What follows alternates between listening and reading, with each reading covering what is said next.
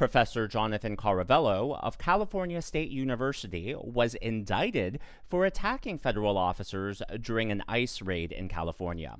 I guess you could say that the season of FAFO continues. You may remember this moment from earlier this year when ICE raided a pot farm in California. They discovered over 350 illegal immigrants on this farm. By the way, that included 10 juveniles, 8 of whom were unaccompanied. They had no idea where their parents were, yet they were illegally working on this pot farm. The left likes to claim that, they care about the children, they care about the migrants, they care about everyone's safety, yet they couldn't care less about this child labor and all these minors being exploited here. Well, Jonathan Carvello was accused and indicted for attacking federal officers with tear gas. Basically, the ICE agents were using tear gas to try to push all the protesters back, but Jonathan Carvello was picking it up and throwing it back at them. Now, for those of you unfamiliar with this part of the legal process, an indictment does not mean he's guilty. An indictment is basically another check in our checks and balances system. And for all the people crying that President Trump is a dictator, for all the people crying that we're living under an authoritarian regime, you should be happy that he's indicted, because this actually helps protect him against an overbearing government. So what happens here is federal prosecutors present evidence to a jury of 16 to 23 people, and 12 of them have to agree that there's enough evidence, probable cause here for basically the federal government to bring this case forward, right? And so they indicted him. They said there actually is evidence here. And so what can happen now is federal prosecutors can actually charge this case, prosecute it in a court of law, and that could lead to Jonathan Carvello being found guilty. Some more information about this, and you may remember, because I covered this at the time it happened, this was early July. As the ICE raid was going on, it got really violent. Protesters were throwing rocks at the vehicles as ICE agents. And safety, and these rocks were so large, so heavy, so violently thrown that they were actually breaking the windows on these vehicles. So to help protect themselves, ICE agents were throwing tear gas at the crowd. To disperse them, to push them back. This was for everyone's safety, and also it was meant to help diffuse the situation. But instead, Jonathan Carvello, instead of moving back, he actually picked up the tear gas and threw it back at the ICE agents. This obviously put them in danger, and it is an assault on federal officers. So that's what he was indicted for. And by the way, after he did that, he was arrested because the ICE agents saw him pick up the canister, saw him throw it, and, they took him into custody. Well, when that happened, he obviously is a woke professor. You can tell just based on his image. His students rallied around social media, and they concocted this whole narrative that, oh no, he wasn't arrested, he was kidnapped by ICE agents. I know a lot of people get upset when I share clips of what the left is sharing online, and it's not because I'm promoting it, but it's because I believe people need to know what the other side is talking about. And for anyone who's open-minded from the other side, I think it's important to know that this propaganda is dangerous. It's flat out false. We'll revisit this on the other side, but this is the narrative that his students pushed online. Cal State Channel Islands professor and community member Jonathan Carvello has been kidnapped by ICE and is still missing. Jonathan is a beloved professor, community member, and family member who has always used his voice to speak up for those around him. The night before Jonathan was kidnapped, he was speaking at City Council to defend his students against the most recent ICE raids in our community. Many of my students are undocumented and many of their families are undocumented. It's my responsibility to protect them, and so I've been patrolling the city streets, following armed, masked thugs trying to kidnap my neighbors. Arriving at this peaceful protest next to his university, we saw ICE run over protesters with their vehicles and relentlessly tear gas the peaceful protesters, targeting the most vulnerable, including our elderly, as well as people with disabilities. Other CSUCI faculty, students, and staff were also at this peaceful protest, but Jonathan was targeted multiple times by ICE agents for helping other protesters. He was then attacked by over 4 ICE agents, unidentified, and dragged away into an unmarked vehicle.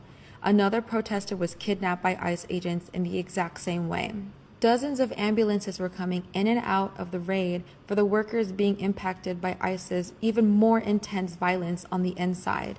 And as we continue to look for our loved ones and all those who were impacted by these glass house raids, let's continue searching. Okay, yada yada yada. You get the point. But that's what's going viral. That video alone got millions of views on TikTok. It was reshared on X, on Blue Sky, on Instagram. This is the kind of propaganda that we're up against. And what's really sick about it is the left likes to turn things upside down. They like to say that everything is the exact opposite of what it really is. Someone being arrested for attacking a federal officer, oh, that's a kidnapping. Yeah, okay. Someone obstructing a moving vehicle, oh, that's them being run over. And last but not least, people attacking federal agents, people breaking the law, that's not them being criminals, that's them being victimized. This is the twisted logic of the left that they push out there, and unfortunately, it's just allowed to go unchecked on social media. The worst part of all of this is California State University was actually asked about Professor Carvello's indictment, and they said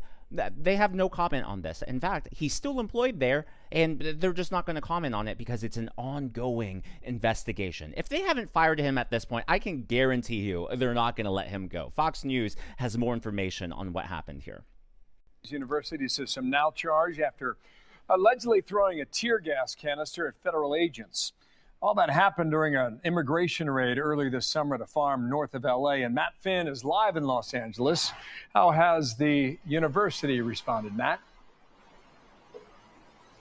Well, Bill, the university tells us that this professor is still employed and instructing at the school. The feds say this professor hurled a tear gas canister at agents, then changed his shirt to try to confuse them and ultimately physically resisted arrest. Now, this all happened earlier this summer during a major immigration bust on a farm north of L.A. that grows marijuana. There were hundreds of arrests. The feds say the Cal State philosophy and math lecturer, Jonathan Carvello, was blaring a megaphone at Border Patrol agents. Investigators say surveillance shows Carvello in a blue floral shirt. Agents used tear gas canisters to push back Carvello and agitators, and that's when, quote, Carvello turned around, ran towards the canister, picked it up, and threw the canister overhand back at Border Patrol agents. The feds say Carvello had on that blue shirt. Then he swapped it out for a pink shirt to disguise himself, but he left on the same bracelets. He kicked his legs and refused to give agents his arms when he was arrested, according to court documents. Now, after Carvello was taken into custody, California State University released a statement saying in part that he was peacefully protesting. But the California Faculty Association claimed Carvello was, quote, kidnapped by ICE, a narrative that gained traction online and in reports. The association writing, "We strongly condemn the abduction of California Faculty Association professor, member, and activist Jonathan Carvello and other community members terrorized and arrested by federal immigration authority." Well, it turns out the professor was not kidnapped, rather arrested, held for a few days, and charged with assault on a federal officer. He faces up to 20 years in prison. He's out on $15,000 bail. Cal State tells us it is aware of the federal grand jury indictment against him, and they're not going to comment. They're going to honor the legal process. Okay. One of the comments I see the most on my videos is that nothing ever happens to the bad guys. They always get away with it. Well, keep in mind that this pot raid happened around July 10, July 11, and it is September 6. He was just indicted this week. So a few months later, the wheels of justice are turning. It may happen slowly, but it eventually happens. So just take comfort. You know, it may not happen as quickly as people like, but again, the system is working as it's designed and intended to. And the fact that he was indicted shows that this isn't some overbearing authoritarian government persecuting him just because he's a woke professor in California. No, he was indicted by a jury of his peers. They found that there was enough evidence there, and they agreed, at least 12 of them agreed, that there's enough evidence for federal prosecutors to continue to bring this case forward. As you heard there, he could face up to 20 years in prison. That is, talk about FAFO. Well, this indictment against Jonathan Carvello is just the beginning of the backlash against the woke professors. Even Bill Maher, who is a Democrat, classical liberal, as far left as they come, at least in the mainstream media, even he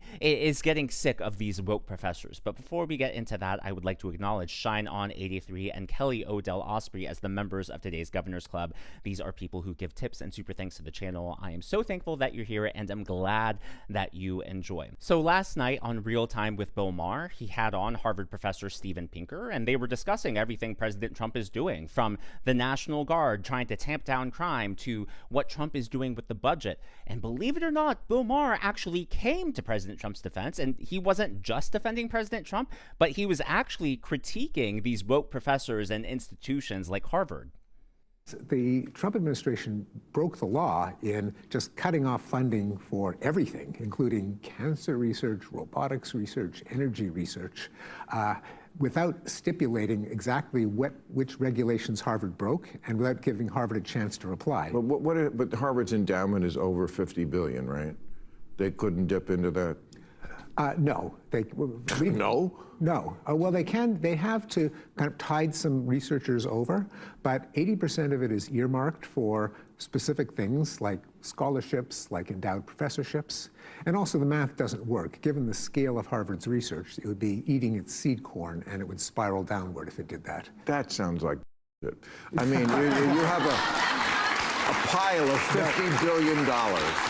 I can't believe I just keep agreeing more and more with Bill Maher, and I don't think it's him switching his views or me changing my views. I think the far left has just gone so far to the left that as this scale gets bigger and bigger and bigger, the gap between where I am and Bill Maher just decreases, right? As the left keeps getting even more extreme. I can't believe it, but every time I watch, I'm like, yeah, I agree with that, and I think he was spot on there, and I think, quite frankly, the average everyday American, when they see what's going on and when they hear that, they're just like, yeah, Harvard has $50 billion in their endowment. Why are my tax dollars going to that private institution where the students are already paying a crazy high tuition and basically, only the top 1%, not just academically, but financially go there?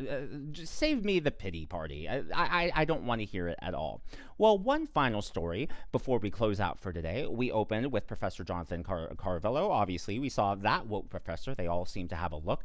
Well, hopefully no one attacks the federal officers. Hopefully no one attacks the National Guard in Washington, D.C. And the reason I say that is because today a huge protest happened in D.C., basically protesting against the National Guard, protesting against the effort to tamp down crime.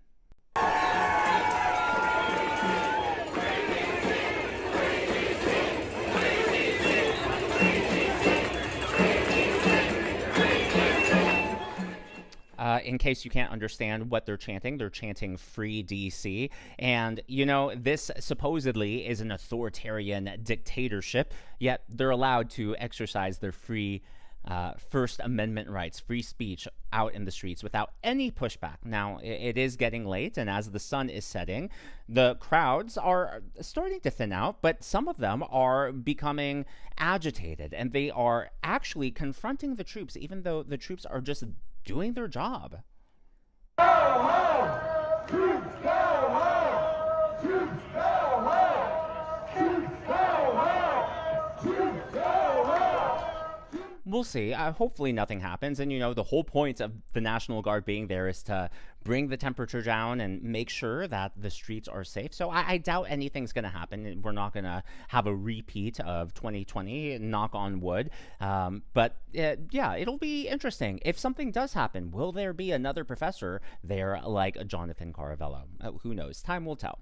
As always, though, all of this is just my analysis and commentary. That is what's going on in the world of politics from my point of view, and I would love to hear from you. So if prosecutors decide to bring this case forward, Carvello faces 20 years in prison. Do you believe that that is appropriate punishment for what he did, or do you think that that is disproportionate to his accused actions? Let me know your thoughts on that down in the comments below. If you haven't already, please be sure to leave me a thumbs up. I know it's a simple thing to ask for, but it really does help me reach more viewers like you in the algorithm. Be sure to smash that subscribe button and to check out one of these videos.